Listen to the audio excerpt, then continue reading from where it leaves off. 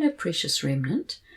Well, it's not long since I last spoke to you, and wow, so much has unfolded in the natural realm since we last spoke. And I said to you I would be speaking to you about Israel's attack on Iran. I'm sure all of you know by now that in the night of the 12th of June going into the 13th of June, in the darkness, Israel attacked Iran. Now this is something they've been preparing for many, many years. Iran has been threatening to wipe Israel off the map since about 1980, I think. And so Israel went in and launched their attack, and it's just about a week now that they've been doing it. It is now the 19th of June. So, yeah, tomorrow, Friday, is the 7th day of this attack that has unfolded, and it's very difficult to get reliable news about what is going on. There is so much posturing and false information being put out, and I must say it's extremely difficult to get a clear picture of exactly what's going on. I know also that the Israeli government has asked their people not to post pictures online of any damage caused. Both sides are kind of minimizing what's been happening, but there has been a lot of destruction, and now we have America considering joining Israel in dealing with the deep underground nuclear reactors. So we're living in very, very serious times. In the first couple of days, Israel killed many top generals and other government officials, basically cutting the head off the Islamist regime in Iran. Very wicked government that has sorely punished and treated its people very, very badly. Iran has an extremely large underground church. God is doing amazing things for the kingdom in Iran, and many of our brothers and sisters in Christ live in that nation. So pray for them, even as you pray for Israel. So as I heard the news of this attack breaking out, I kept seeing a triangle in front of my eyes as I listened to the news. But I knew as I looked at it that it was a fulcrum and that the tipping point had been reached. The triangle is also the Greek symbol for change. The fourth letter of the Greek alphabet, delta, is an engineering symbol for change. So what is the tipping point? The dictionary says that the tipping point is the time at which a change or an effect cannot be stopped, the moment a factor that causes a situation to gain momentum quickly or change significantly. It's the point at which change becomes irreversible. After you reach the tipping point, there is no going back. And that's really sobering, because we realize we've come to the days that we've been prepared for, that we've been waiting for, but now that they have begun to accelerate and gain momentum, it's quite a nerve-wracking thing, isn't it? It's also exactly 3 weeks from the 13th of June to the 4th of July, America's Independence Day. And it appears from news that has come out that a biological weapon is planned to be released during the 4th of July celebrations, perhaps during the fireworks displays. And this is a man-made, genetically engineered bioweapon, even as the last one was. This is according to an official document called the National Blueprint for Biodefense. If anybody wants a copy of it, please do write to me and I can send it to you.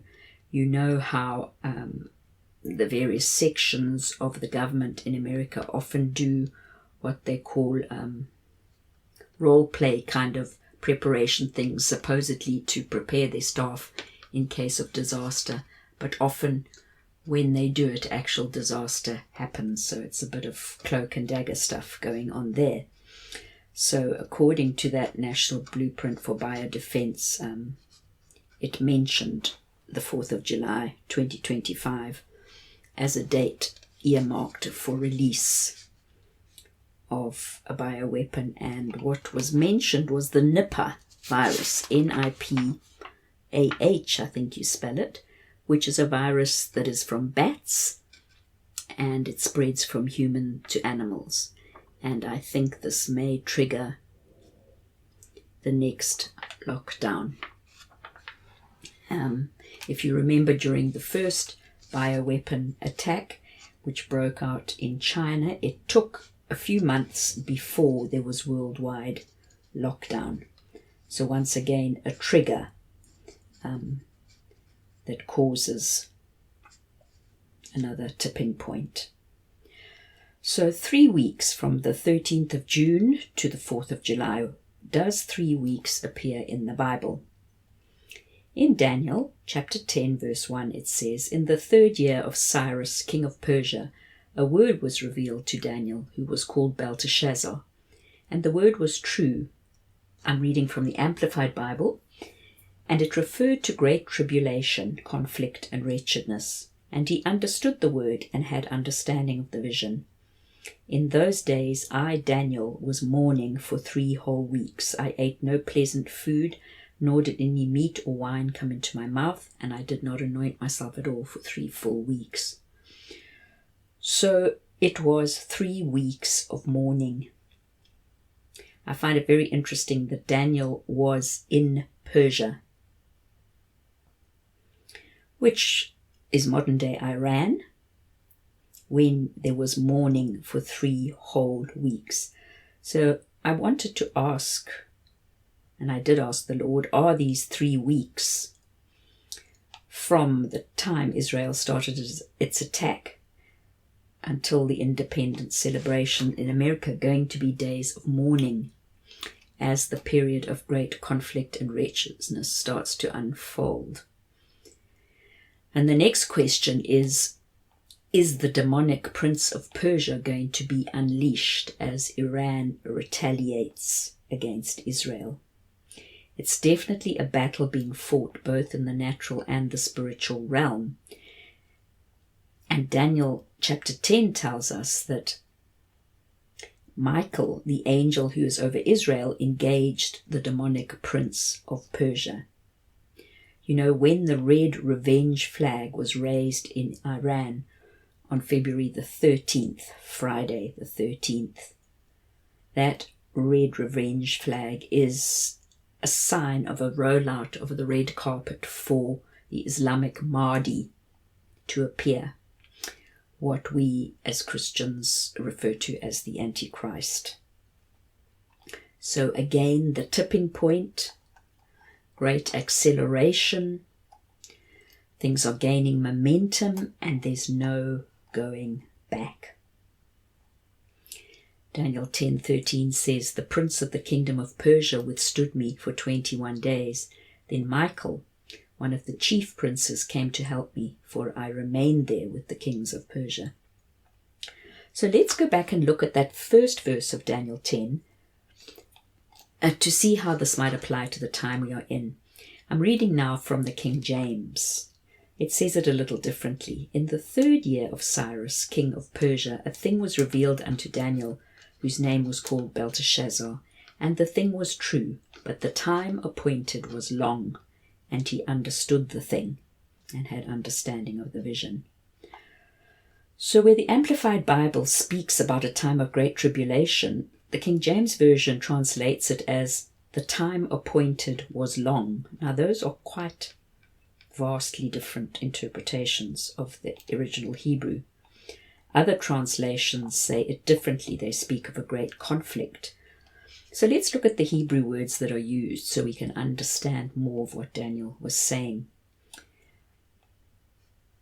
H6635, Sabah, means an amassed army, a battle, or a war. H1419 is the next word, and it means great. So the Hebrew is actually saying that Daniel had a revelation about a terrible battle or war, a great battle.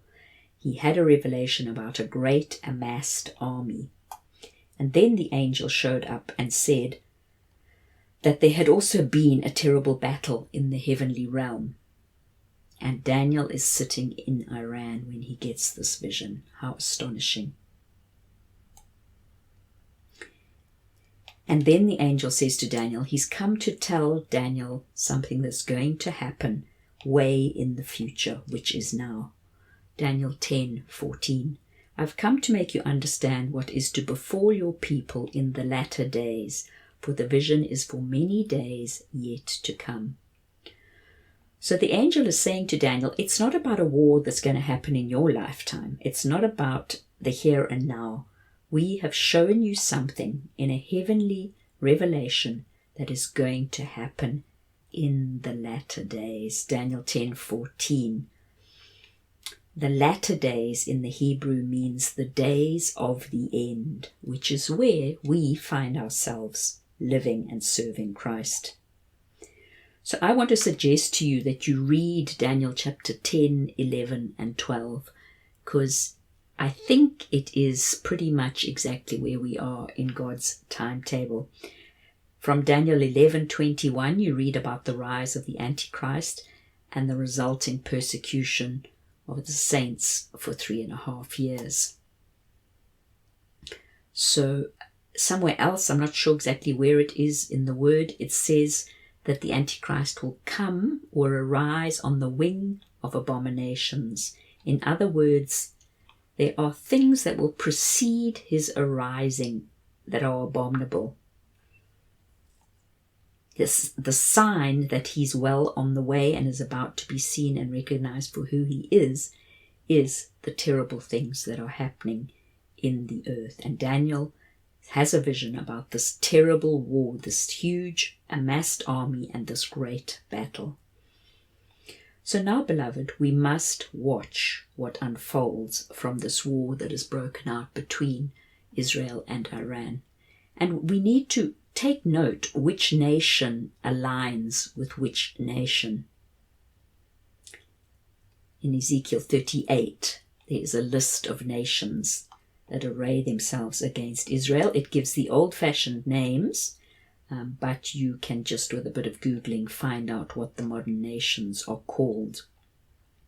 Daniel 10, verse 1 describes a terrible big war, and a war always starts with one battle and spills over outwards, involving more and more people and more nations. A war always begins with a trigger episode. And according to Daniel 10-12, as you read the unfolding events described, the trigger episode leads to more and more conflict, and then the unveiling of the Antichrist and great persecution for the faithful followers of Christ. This is also described in Daniel 7:21, so you can go and look at that. So, beloved, read Ezekiel 38 and Daniel chapters 10-12. There are end-time alliances made, and there are some leaders removed in the description in Daniel.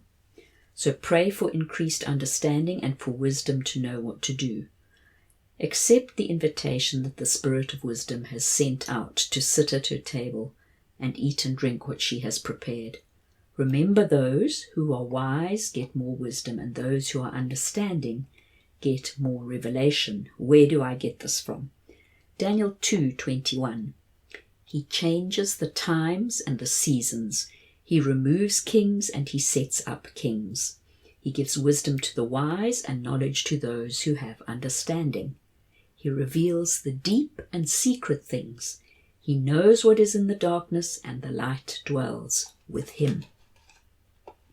Notice he doesn't give wisdom to the foolish.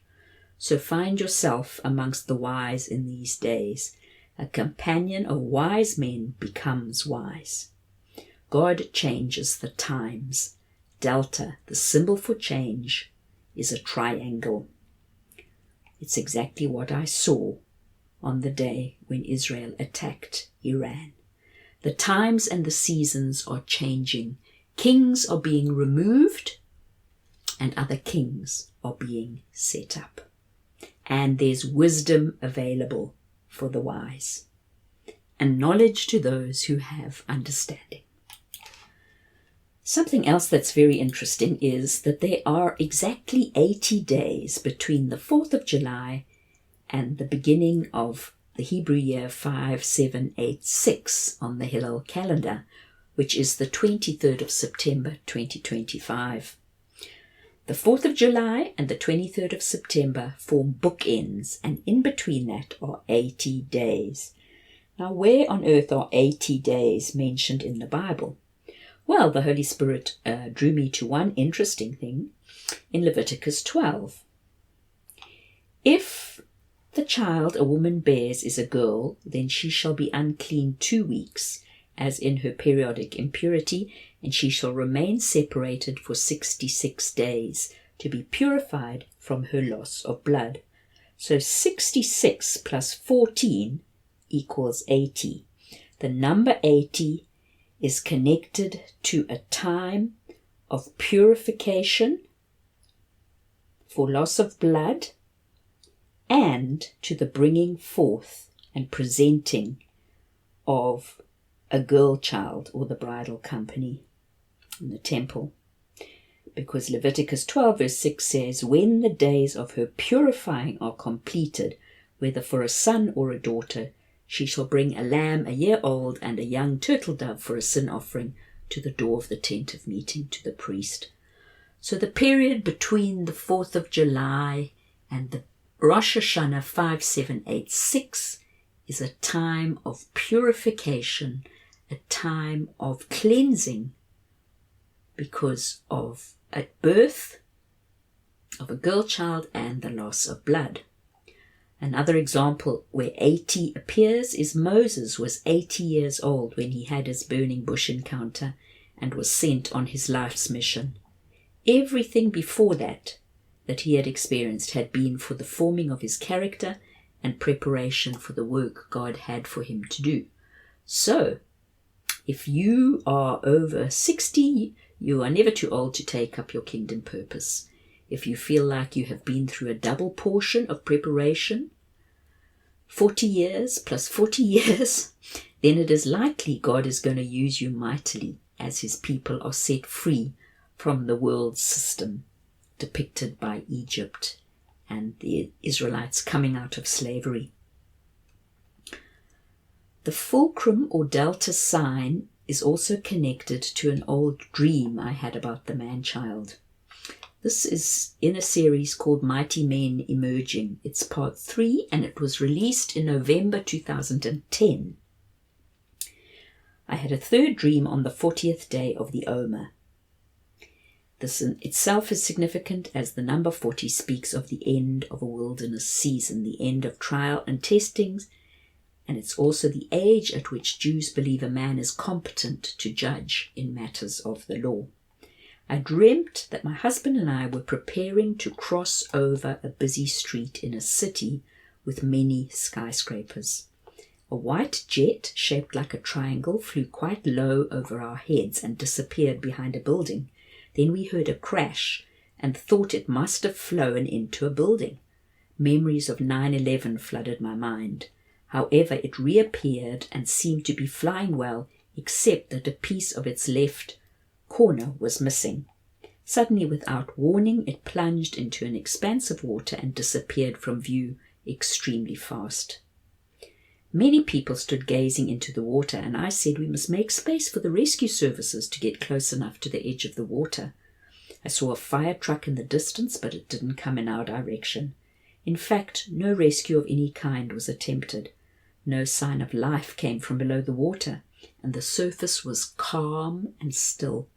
I asked my husband how many seats the plane had had, and he said 30.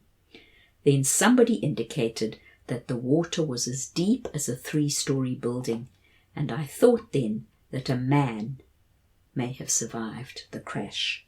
And that was the end of the dream. The understanding I received was this when I prayed about it. The city represents Babylon and the world system. Babylon is described in the Bible as a place of much traffic. My husband and I preparing to cross over to the other side refers to a time of transition and change, which is at odds or at right angles to the direction of traffic in the city. So we're going in a different direction. The triangle shape of the plane is a reference to the Greek letter delta, which is the 4th letter of the Greek alphabet, 4 being the number denoting time. Using the understanding derived from a previous dream about an aircraft, God had highlighted the word craft connected to witchcraft. Held within this aircraft are 30 people, the number 30 referring to the age at which men are considered of full age and ready for ministry or ready to be set in place as sons of the right hand. And delta is the engineering symbol denoting change. So those who have come to the measure of the stature of the fullness of Christ are being held by some sort of witchcraft, unable to move forward. And then suddenly, at the time of the crash, change happens. The aircraft disappears from view and a crash is heard. And I believe there are multiple layers of meaning in this dream. On the natural level, at the time of the hearing of the crash in the world system, Babylon, change is coming. The reminder of the Twin Towers also alludes to a financial crash because the Twin Towers were very significant as a financial symbol. Once the aircraft reappeared, it had changed shape. It had been transformed or transfigured. The piece was missing on the left corner, and the shape it formed after it was transformed is the Hebrew letter mem, which looks like a triangle with a piece chopped off the left bottom side. This is called an open mem, and it always appears in the middle of a word and represents the revealed truth of God. So connected to the transformation is revelation. All of creation groans, waiting for the revelation of the sons of God. The Greeks placed a heavy emphasis on the human intellect, the human mind, and the reasonings of the human mind, but Hebrew thought places an emphasis on the spirit. So we see that at the time of the financial crash in the systems of this world, there's a breakthrough and the hold of witchcraft upon the mighty men of God who are being held before their setting in place will be broken and changed almost from one alphabet language to another, the Greek letter for delta to the Hebrew letter mem. The truth of God that was previously concealed will now be revealed and seen and recognized for what it is, before these mighty men go plunging straight into the water of the nations. In the same way, Jesus, the Son of God, was briefly seen and recognized at his baptism before disappearing for 40 days into the wilderness. Although in the natural it seems like a disaster has taken place with the crash, it actually served as a release mechanism which propelled the mighty men, those mature sons, straight to their appointed assignments. The disaster is not a disaster. No rescue trucks came. The man who survives the jet crash is the man-child, a company of mighty men who have reached maturity and the measure of the stature of the fullness of Christ. And all flesh is destroyed in the process.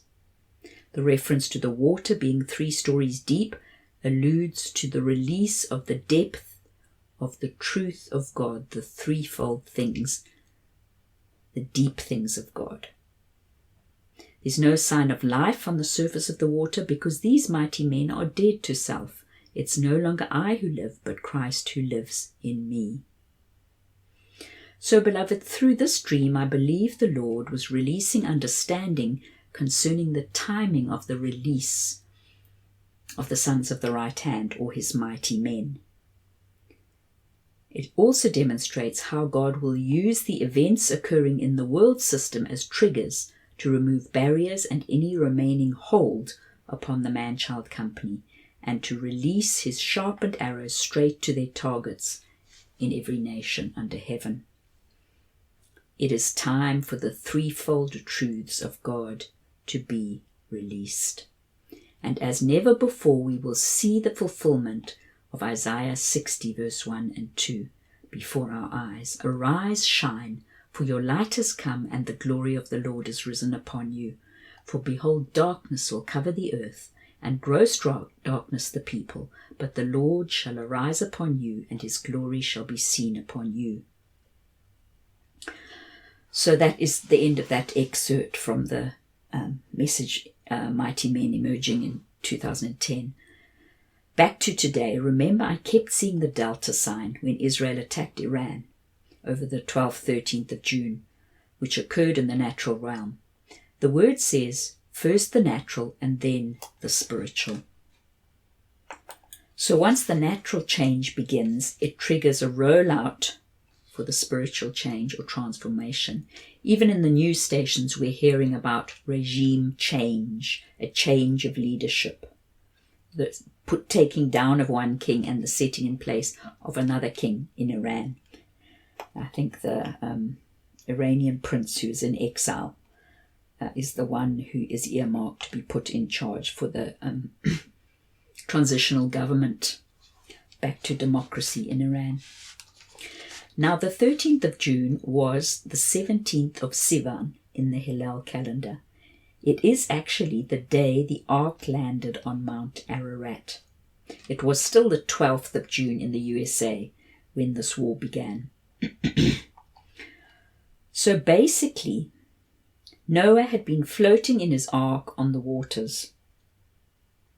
The waters were receding, and on that date, the 17th of Sivan, Noah and the remnant seed that God had saved reached their destination and ground to a halt. The ark didn't move anymore, but they were then in a holding pattern and had to sit tight for a whole year before it was safe to leave the ark. Check that out in Genesis. So what were they doing once they hit Mount Ararat? They just went about their daily tasks, feeding the animals, praying, worshipping, goodness knows what else they were doing, but they could not leave the ark until God gave them permission. In the same way, in my dream from 2010, the occupants of the triangle-shaped aircraft had to sit tight and stay in position where God had put them, even though the world crash happened, until the plane reappeared in its transformed shape and entered the waters of the nations. It was God who let Noah out of the ark, and it's God who calls, raises up, and sets in place the man-child company in his perfect timing. I want to, at this juncture, for those of you who are not on my Telegram channel, also remind you of my posts in Revelation concerning Tel Aviv and what God said about Tel Aviv. One was a word called Call for the Wailing Woman. It was released 7 years ago. And the other one is God's Natural and Spiritual Tel Aviv.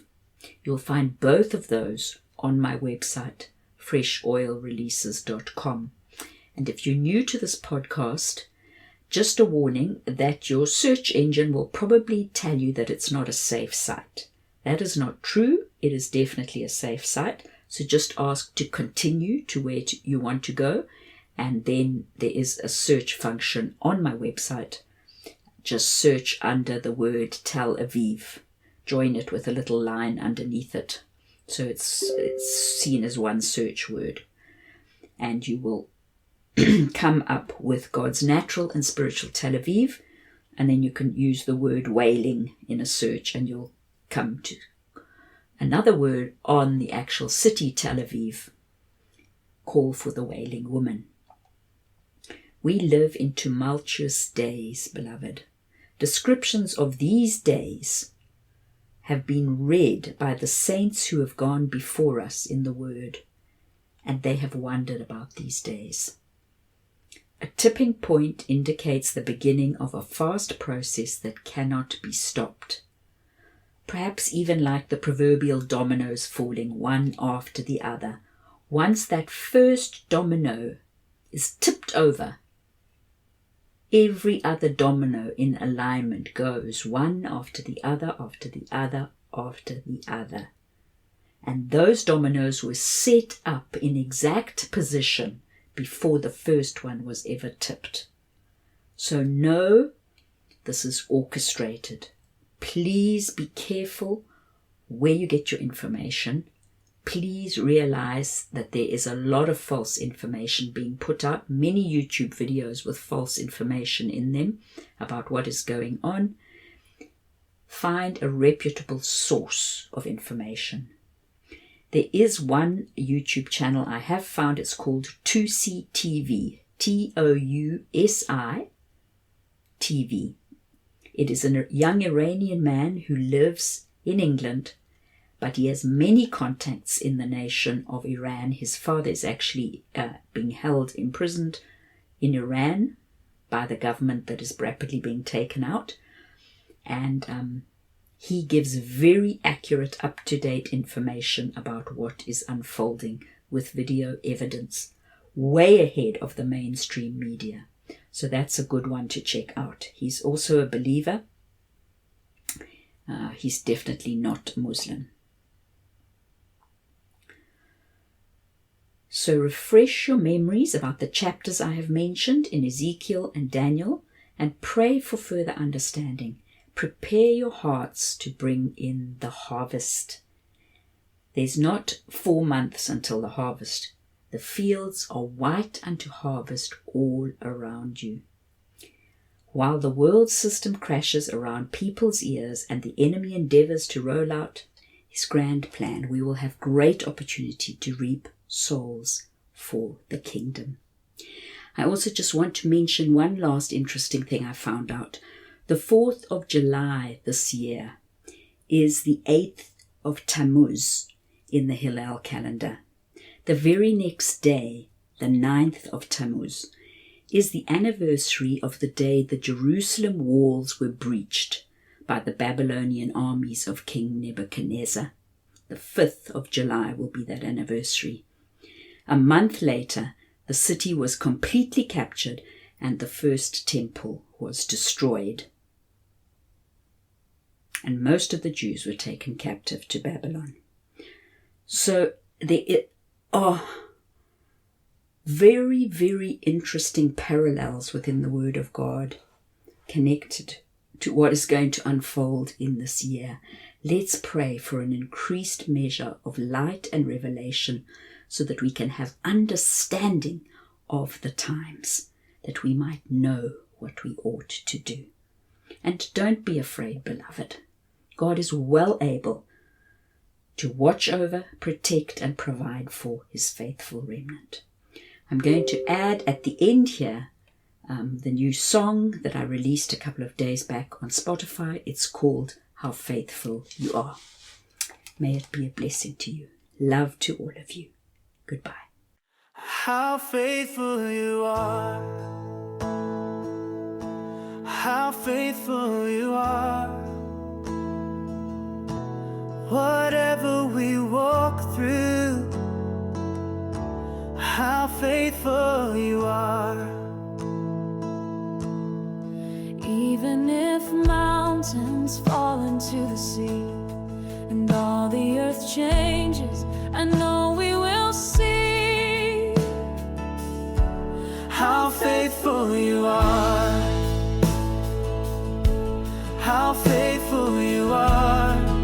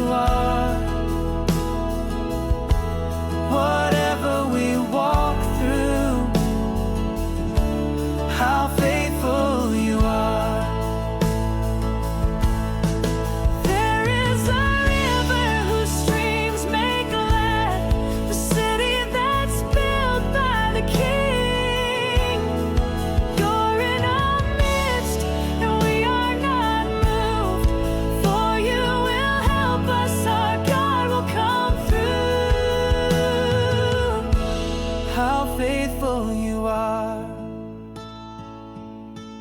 How faithful you are. Whatever we walk through, how faithful you are. Though nations may rage and kingdoms be moved, and if the stars fall, you will once again prove how faithful you are. How faithful you are. Whatever we walk through,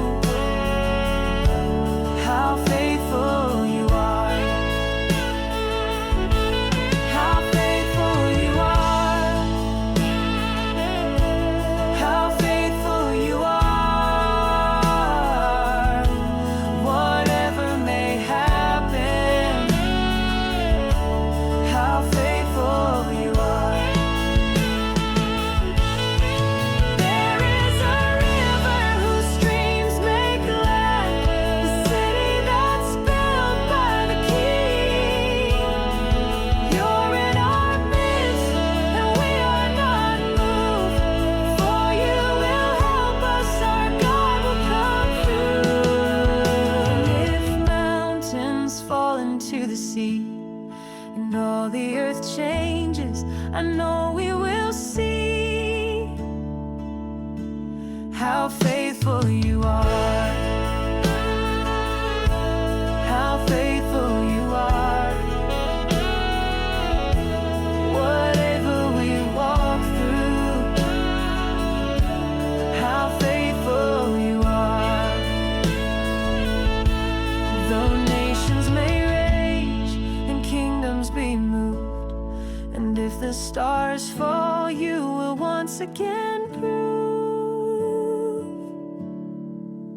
how faithful you are.